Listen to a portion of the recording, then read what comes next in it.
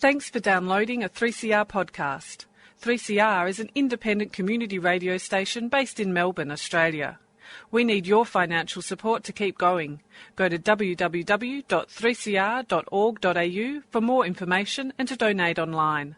Now stay tuned for your 3CR podcast. The moo cows are upon us. The spaceship has arrived.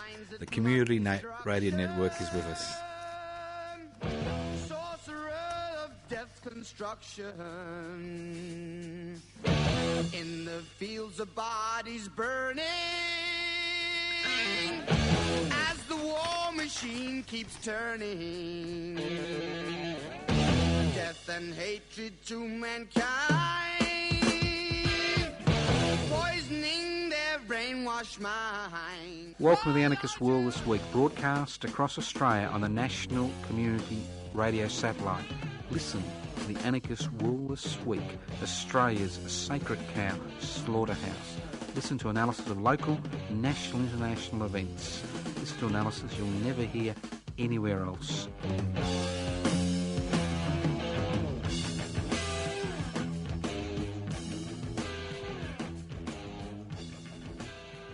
Here we are, Anarchist World This Week, streaming live on 3cr.org.au.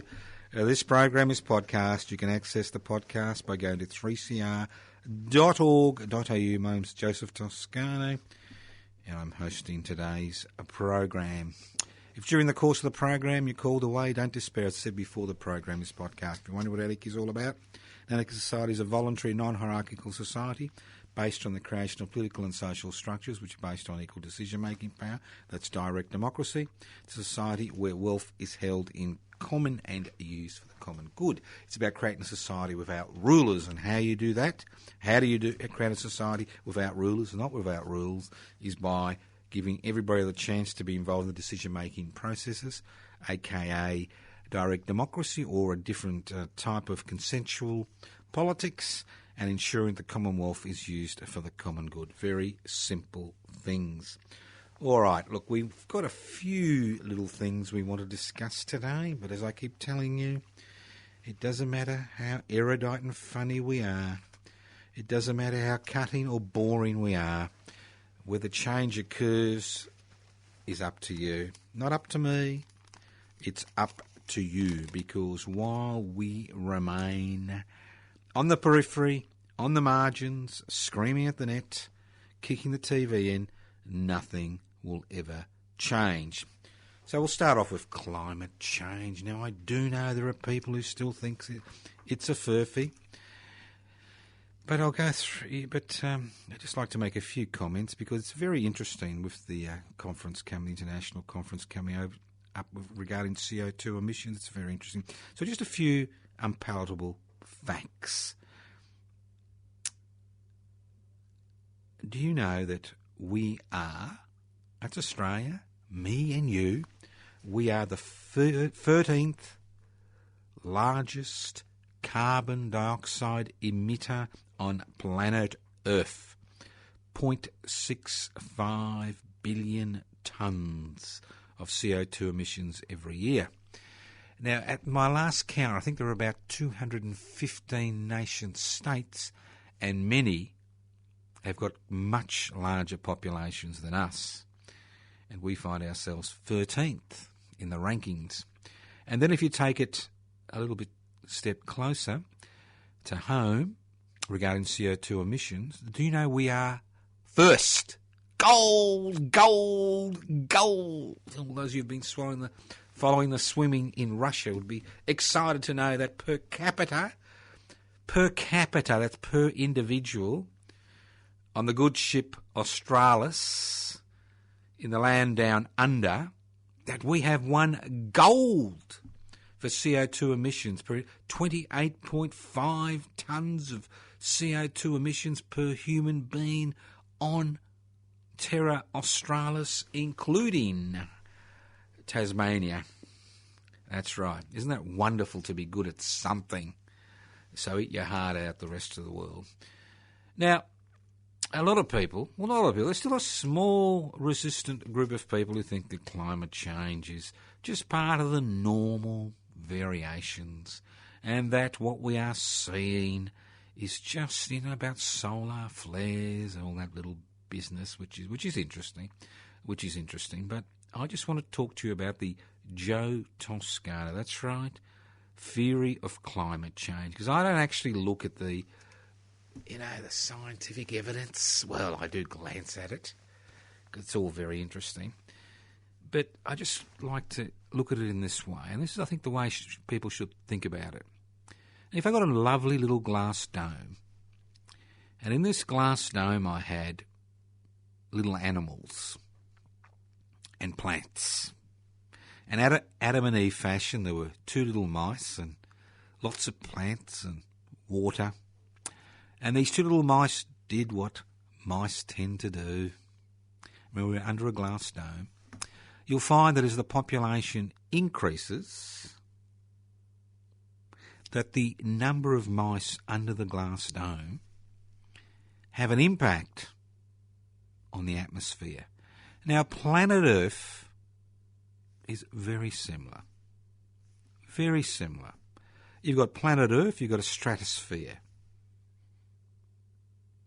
Well, that's our glass dome. We are under this little thin stratosphere. And as the number of human beings increase, and as the number of animals that we domesticate for our own purposes increase, and as the things we do to make our life comfortable and keep the capitalist economy chugging over continue,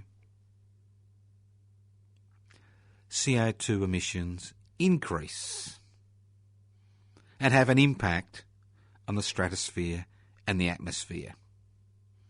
Bingo. Climate change, class 101. And as the 4 horsemen of the apocalypse, or the postmodern apocalypse, go from a canter to a gallop, and who are the 4 horsemen of the postmodern apocalypse? Increasing population growth on planet Earth. Unless we build a fleet of spaceships to denude and destroy another planet light years away, it's an issue. Finite resources. It doesn't matter how clever our scientists are, and there are a lot of clever people out there doing lots of clever things. We have a finite amount of resources. And this finite amount of resources is being eaten up every day as I speak. Another ton of coal, another kilo of uranium, another ton of bauxite's been gobbled up. So we have finite resources. We haven't got a magic pudding, although we've got some very fancy scientists. We haven't got a magic pudding, so you've got finite resources. Then you have the 21st century phenomenon of corporate capitalism. The world economy is now dominated by corporate capitalism, an economic system which is based on one principle: creating ever-increasing profits for corporations' major shareholders, irrespective of the human, social, environmental, cultural, national costs to the community. That's the 3rd horse. And then last but not least is increasing CO2 emissions, which are beginning to have an impact on climate, which is an impact on us. So here we are, under our little dome, under our little stratosphere, and if we are not willing to make radical changes, we may find ourselves doing planet Earth a great favour and joining the dinosaurs. It's that simple. So I was very interested to hear Mr Abbott and the Liberal National Party coalition talk about what we are going to do to decrease greenhouse emissions. And Mr Abbott, as his wont, talked about jobs and growth. Jobs and growth. I'm thinking to myself, jobs and growth? This is a man who has made an art of destroying Australian jobs, whether it's car manufacturing, submarine manufacturing, introducing 457 visas for basic, semi-skilled work, and the list goes on. This is a man who's destroyed more jobs than anybody in this country over the last decade, who now says that climate change is all about jobs and growth. Well, if you're involved in renewable energy, you create more jobs, you create more growth. So, big issue, number one issue on planet Earth. Forget about Islamic State. Forget about, what's going on. Number one issue, climate change, increase in CO2 emissions. People are beginning to get behind it. Governments are beginning to get behind it. People are beginning to realise that we do live in a glass dome and that if we don't do something, things will occur. So, jobs and growth. Obviously, there are many ways to get jobs and growth. Many ways. You don't need to continue pushing the same tired, old line. The same tired, old manufacturing issues. The same tired, old corporate capitalism. Jobs and growth. Think about it. Now, while we're talking about jobs and growth, there are a few things occurring around the country because Australian workers seem to be beginning to wake up. And they're waking up not because, they feel a bit radical, but because they're getting sick and tired of being kicked in the teeth. Now, we've seen the MUA in Brisbane and Sydney becoming involved in a picket line, an industrial dispute regarding the dismissal of 97 of their members by text and email. I love that these days, isn't it? That's the great thing about the new technology. You don't have to give somebody a little ticket and look them in the eye and say, you're fired. You just send them a text or an email and you put some security guards on the gate and make sure they don't come back. So there's that little dispute going on. And in Melbourne town, there's another little dispute going on where there is a picket at the Woolworths Liquid Distribution Centre at 40 to 58 Leaks Road in Laverton. And this is an unprotected action. This is a wildcat. Unprotected actions where workers working for Woolworths at their distribution, one of their major distribution networks in Melbourne, have had enough. They are sick and tired of Woolworths doing what they can to actually casualise the labour force, destroy the trade union. So we have unprotected action. There are hundreds of National Union workers, NUW workers, striking. And they are calling for volunteers to help them on their community picket line. Because there is legislation in place in this country which makes the setting up of a picket line by workers a criminal offence. It is a criminal offence in this country to withdraw your labour outside an enterprise bargaining agreement period. And that's why the workers in Lavington in Melbourne, 40 to 58 Leaks, Leakes Road, Lavington, need support regarding the community picket. This is not about wages. This is not about conditions. This is about a large, unaccountable corporation whose major responsibilities to their major shareholders casualising their workforce in order to break any capacity of that workforce to act collectively to look after their own interests. And this is happening across the country.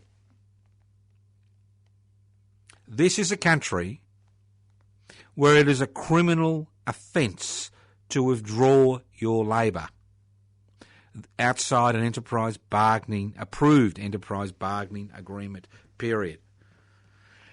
This is a country where it is illegal, a criminal offence to strike outside an enterprise bargaining agreement period. This is a country where it's a terrorist criminal offence, where participants face up to 25 years in jail for being involved in an occupation. I'm not talking about North Korea. I'm talking about little old Australia.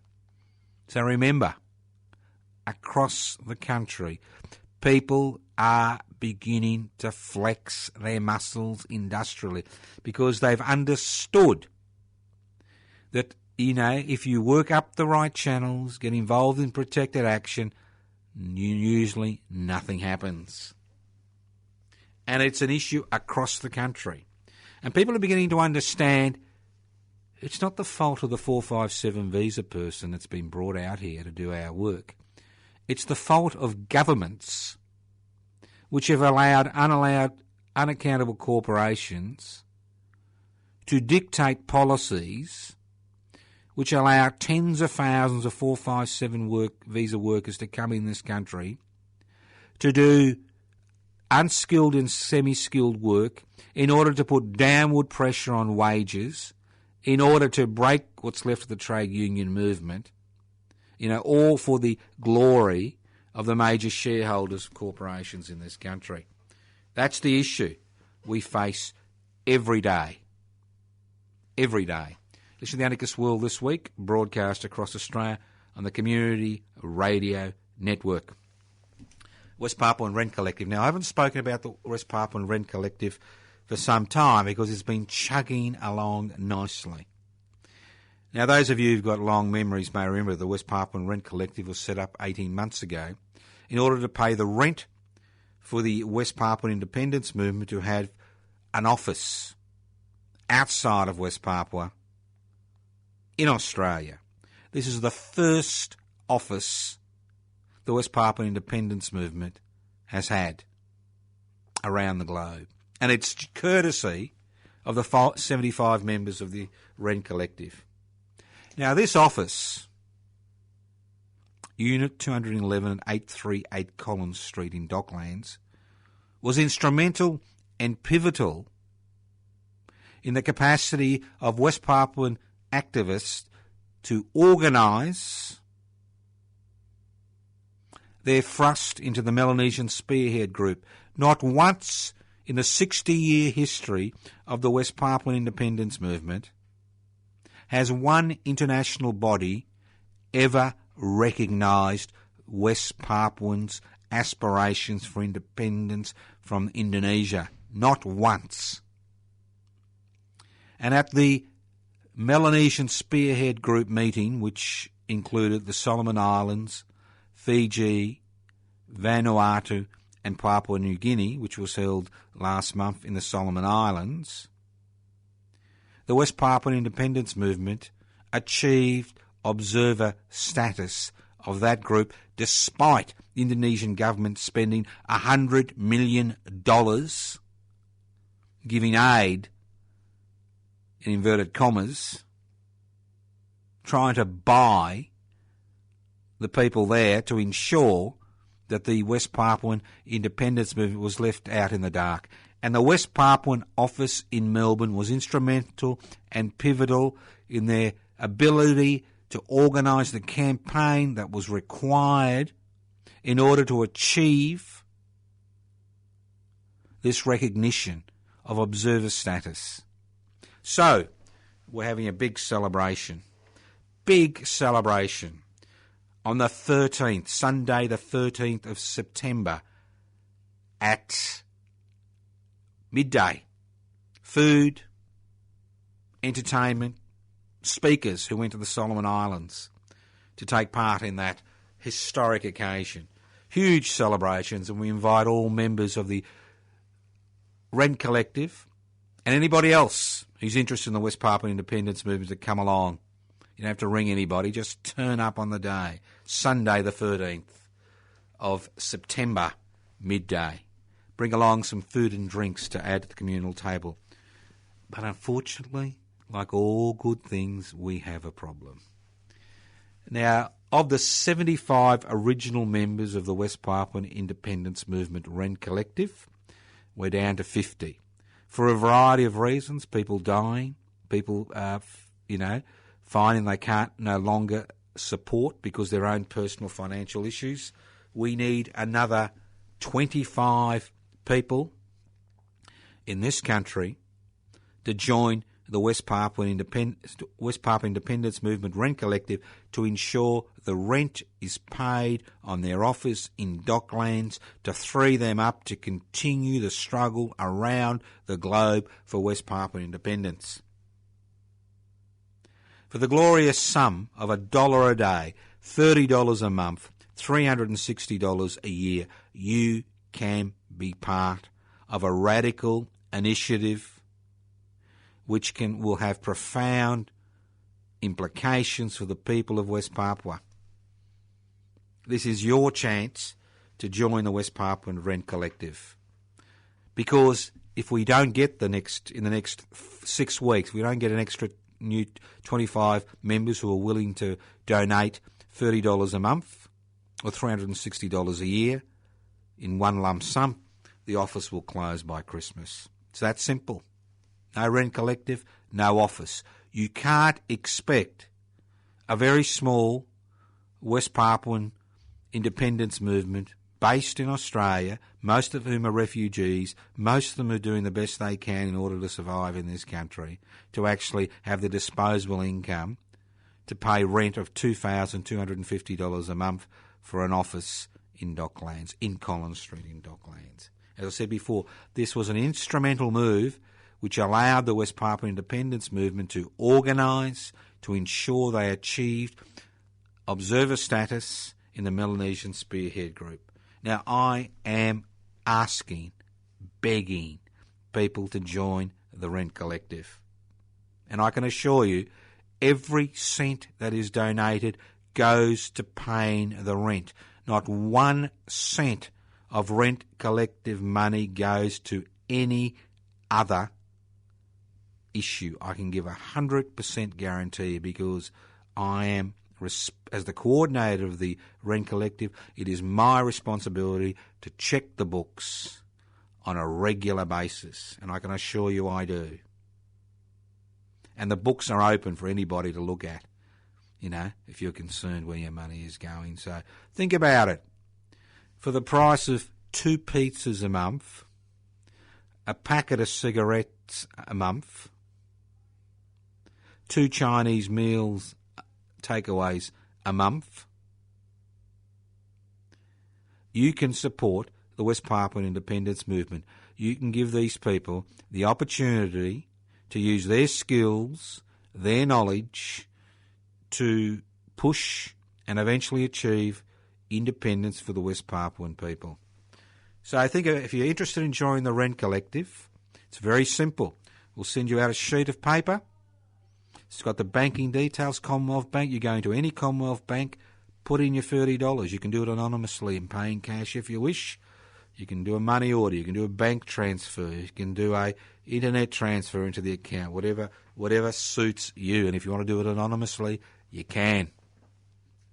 So we are desperately looking for new members for the West Papuan Rent Collective. As I said, 18 months down the track, we're 25 members short. We need 75 people contributing $30 a month on a regular basis in order to pay the rent. So think about it. If you're interested, give me a call. 0439 395 489. Haven't got a phone? Got a pen and a stamp? Write to me. Post Office Box 20, Parkville 3052. Post Office Box 20, Parkville 3052. You can email me for details at anarchistage@yahoo.com. anarchistage@yahoo.com. If you're a member of the Rent Collective and you've, stopped donating, you're in a position to redonate, think about rejoining.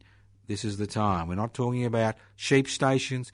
We're talking about, $1 a day. Not a huge investment in most people's eyes, especially, and if you want to see how your money's used, pop into the office, Unit 211, that's the second floor, 830 8 Collins Street, Docklands. Outside the tram stop, you can get public transport down there. Have a look. If you want to try before you buy, come along to the celebrations on Sunday, the 13th of September at midday. Have some food. Look at the entertainment. Listen to the speakers. See what's going on. Become part of a growing international movement that is supporting the concept of the West Papuan people having their own nation state and more importantly, using the resources, the extensive resources of West Papua for the benefit of the West Papuans, not for the benefit of their Indonesian masters in Jakarta. Listen to the Anarchist World this week, broadcast across Australia on the Community Radio Network. This program is streaming live on 3cr.org.au. The program is podcast. You can access the podcast by going to 3cr.org.au.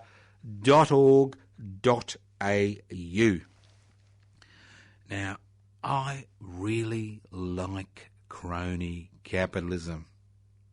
Love it. Love it.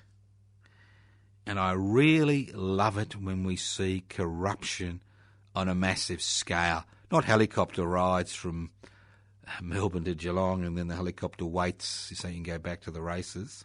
No, that's trivial stuff. Now, if there is one man who's the master of corruption, it's the current Malaysian Prime Minister. He's having a little bit of trouble explaining how $1 billion of taxpayers' money in Malaysia has appeared in his personal bank account. No, not $1 million, $1 billion. That's what I love. That's what I love about it, crony capitalism. It's big money, huge money. It's a little bit like a lot of the overseas AIDS budget goes into the pockets, of these criminals who are lorded over their people. Extraordinary. $1 billion. Now, if I got $1 billion in my personal account, I'd be asking some questions like, oh, where did that come from? Do I have to give it back? Is it really mine? Not the Malaysian Prime Minister. I mean, this is a typical example of how corruption has become endemic in our society. How it's become such a significant and major issue. It is a major issue. Now, if you think, we all talk about poor old Bromlin Bishop, but this is extraordinary. $1 billion of taxpayers' money appears in the Prime Minister's personal bank account. Just extraordinary. And if you've been to Malaysia recently, you'll understand this is not a nation that's happy. Apart from corruption and nepotism, there's always, this authoritarian government, quasi-dictatorship, masquerading as democracy, that is denuding, ripping off its own people in order to push their own personal barrow, where it's China or Russia, where the oligarchs rule, or Malaysia, or Australia, or anywhere else, corruption is becoming an increasingly important issue. It's become, and those people who know about the Melbourne-based Wednesday Action Group, I mean, they've been calling for a Royal Commission to Corruption in Victoria since 1999. No interest.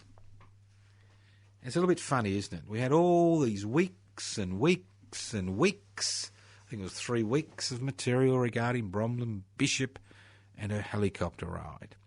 And I understand our beloved Prime Minister, the Right Honourable Mr Abbott, launched an inquiry through the Finance Department into how our federal politicians have been using their allowances. We all thought, oh, this is nice. This is nice. We're going to find out what's going on. But guess what? I love this. This is wonderful. Guess what?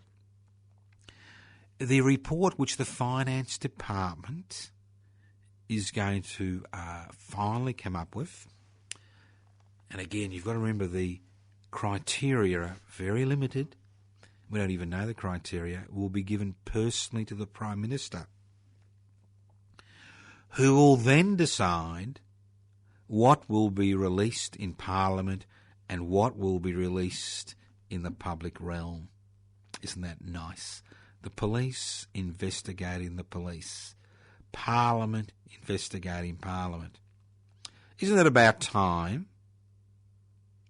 that some thought was given to the establishment of a federal parliamentary corruption commission?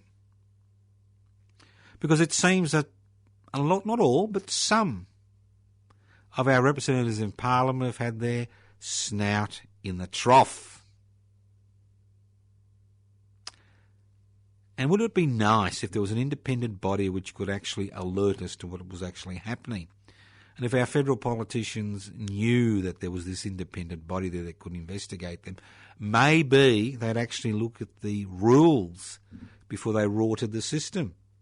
Because the way things are now, you can rort the system till kingdom come and nothing is going to change. But is there any debate about a federal body to oversee expenses of parliamentarians? No, of course not. Of course not. What do you think, they are mad? They would allow somebody to actually look outside of Parliament to look at their financial expenses? Really? Come on. So it's nice to know that Tony's going to keep the good ship Australia in line, and he's going to have a look at this and decide what we should all know. Very good. Very good. You know, that's what I love about being an Australian. You know, I'm one of the biggest, tastiest mushrooms in the land. And there's a lot of us mushrooms out there because that's the way we've been treated. Kept in the dark, fertilised with shit, and then gobbled up. Listen to the Anarchist World This Week, broadcast across Australia on the Community Radio Network. This program is a podcast. Now, you know, there is consternation in the land of the old dart in the United Kingdom. Consternation. It looks like there's a gentleman called Jeremy Corbyn may become the new leader of the Labor Party. So why is Jeremy Corbyn enemy number one? Enemy of the corporate sector, enemy of the stock market, enemy of the tabloid media. Because poor old Jeremy is raising the issue of public ownership for the 21st century.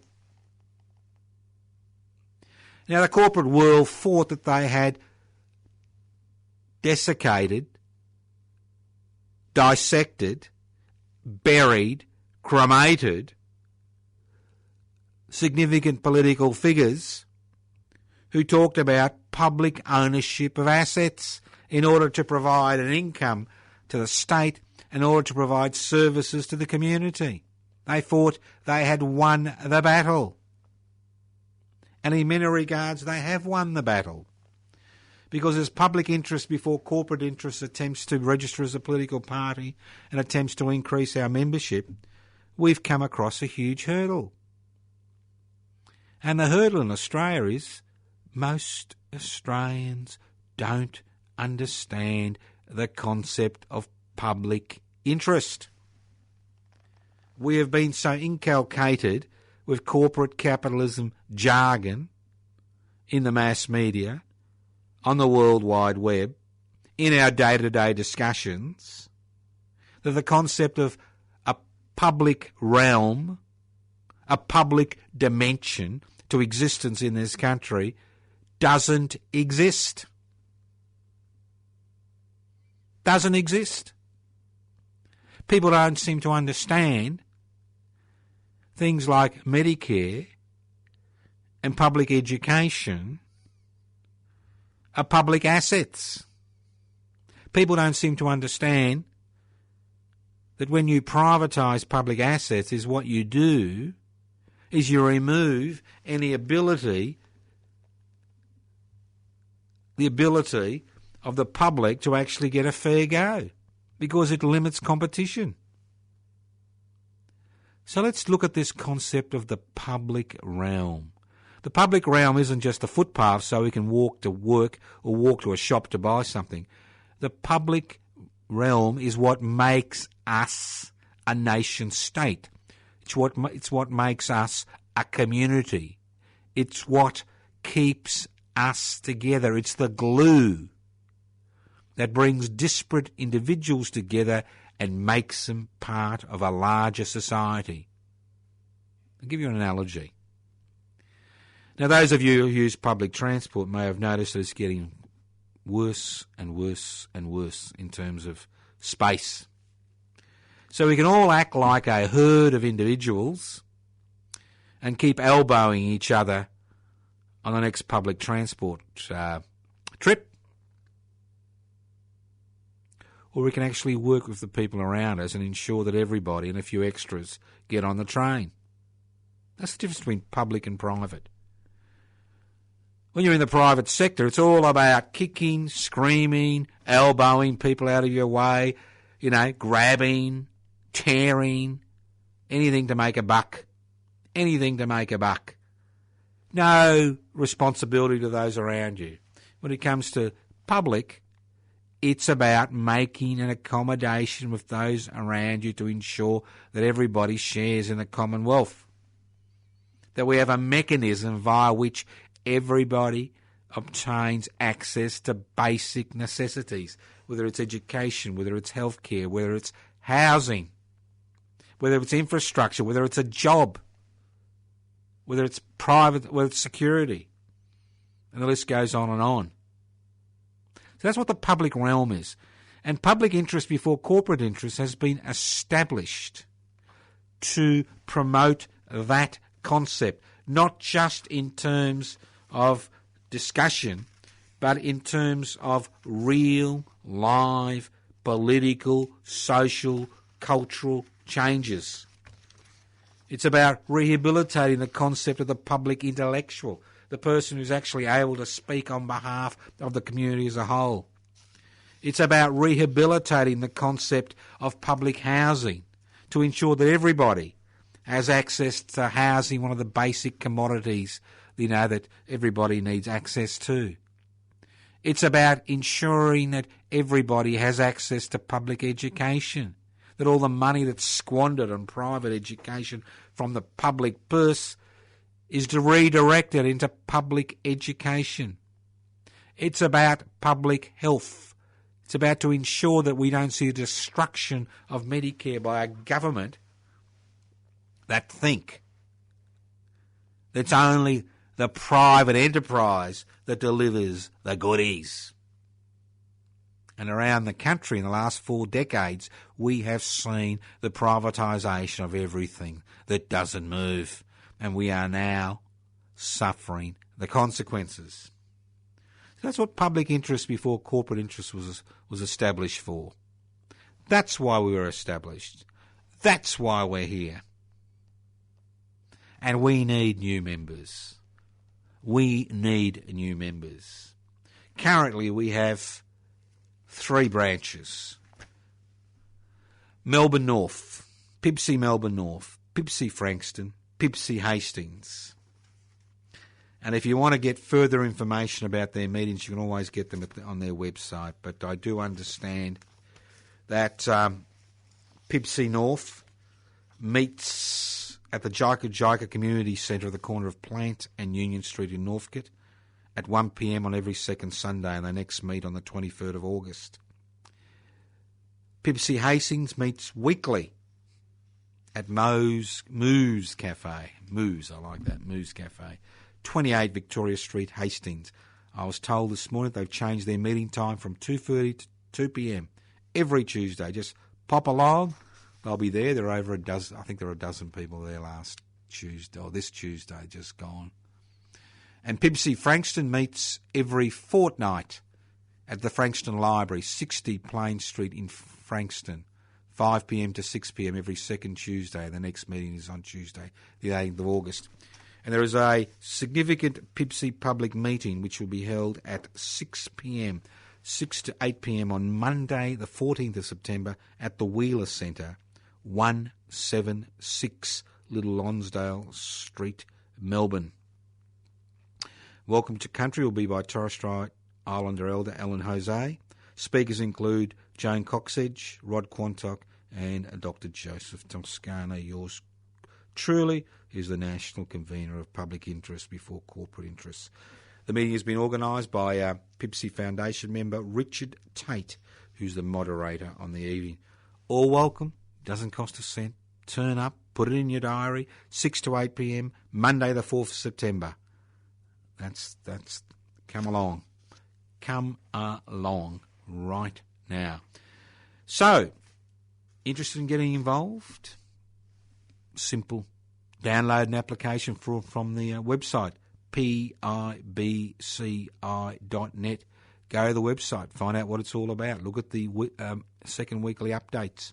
Go to the Facebook page, Public Interests Before Corporate Interests. Public Interests Before Corporate Interests. Send us an email, info@pibci.net. info@pibci.net. Haven't got an email machine? Don't worry. You can always write to us at Post Office Box 20, Parkville, 3052. Haven't got a stamp? Ring us on 0439 395 489. Leave a message, leave us some contact details. I'll get back to you in the next few days. So, there are alternatives out there. Maybe not as radical as you'd like, but at least we are organising people who have not joined political groupings before. This is the possibility. This is our chance. This is the time. Now's the time. Now's the time to ring. PIPSI, right now. Right now. You're listening to the Anarchist World this week, broadcast across Australia on the National Community Radio Satellite. This program is streaming live on 3cr.org.au. 3cr.org.au. Let's move on. I don't want to bore you. Let's move on. Lost citizenship. Isn't it nice? Isn't it nice to know that if you're a dual citizen, and you could be inadvertently a dual citizen, did you know that? You could inadvertently be a dual citizen? You didn't know that, did you? That, yeah, how do you mean inadvertently? Well, there are some nation-states who don't like their citizens becoming other citizens, and they retain their citizenship. Now, if you're a naughty person, and you don't actually just have to be fighting for IS, but you can be a really naughty person and who knows what you're doing, public servants, including ASIO, will be able to build up a dossier and give it to the Attorney General, who will then make you a non-citizen. Bingo. No legal processes, no conviction, nothing. An administrative decision to strip somebody of citizenship so that they cannot return to this country. Isn't that extraordinary? No legal oversight, no conviction, no charge. Some faceless people think, well, this chappie or this chapess is not nice. We don't want these type of people here. And, hey, bingo, you're a non-citizen. I mean, what are we getting to? What type of country are we becoming? I mean, citizenship is the essence of who you are. The very essence. And remember that you may be a dual citizen without knowing it. And that's the tragedy. You could find yourself going overseas on an Australian passport, not thinking you've got dual citizenship. Your country of origin, or even your parents' country of origin, has not stripped you of your citizenship, and the Australian government can say, well, he or she's a dual national. We don't want them here. Bingo. Gone. Finished. Can't come back. End of story. Extraordinary. You would think that at least there'd be a judicial review of the minister's decision. No judicial review. Just happens.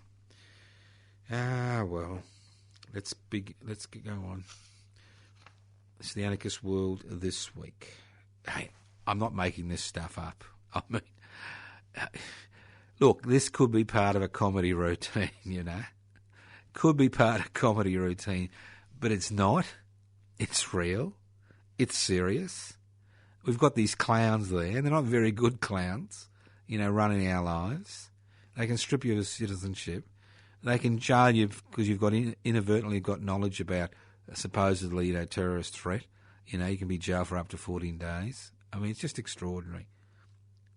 You know, they have secret meetings and bingo.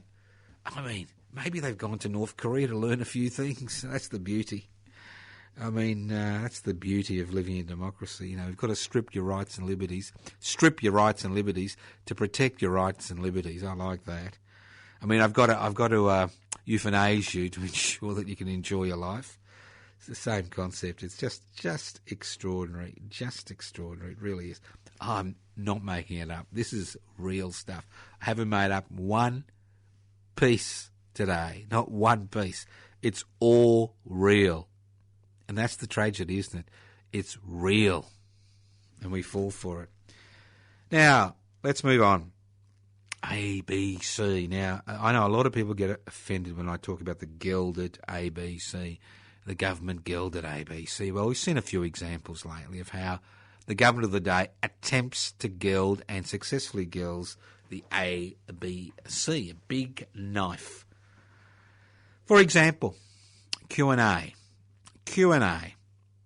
The Prime Minister said, black and white, the Prime Minister said, black and white, that they would only allow ministers to appear on Q&A if Q&A was moved into the political division of the Australian Broadcasting Corporation. You like that? The political division of the Australian Corporation. That's what we were told. That's what we were told. We'd have to move it to the political division. And guess what the ABC board did? Move it to the political division. Why do they do that? Because then we have what they call balance. That's right. Balance. The opinions of people like you and me no longer count. We have a balance between the major political parties and the Greens thrown in occasionally. That's what we have. Balance. Isn't it wonderful how we have this balance on the Australian Broadcasting Corporation? The balance between Tweedledee and Tweedledum. The balance between the Liberal National Party and the Alternative Liberal Party masquerading as the Australian Labor Party. Every day we have balance. So those of you who are Q&A devotees, just see how the balance works. All those extra people that have appeared lately, you're not going to see them again. Not part of the balance. We don't exist, do we? And then we've had an ABC review on their coverage, and we're told there's not enough balance. We need balance between the climate skeptics and everybody else. 1% versus 99%. We need that balance. And we need balance. And it goes on and on. Now, those of you who think that our beloved Prime Minister, the Right Honourable Mr. Tony Abbott, has changed his spots, think again. Think again.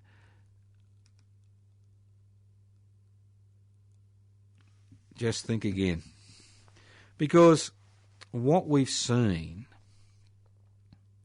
over the past few years is how this man works.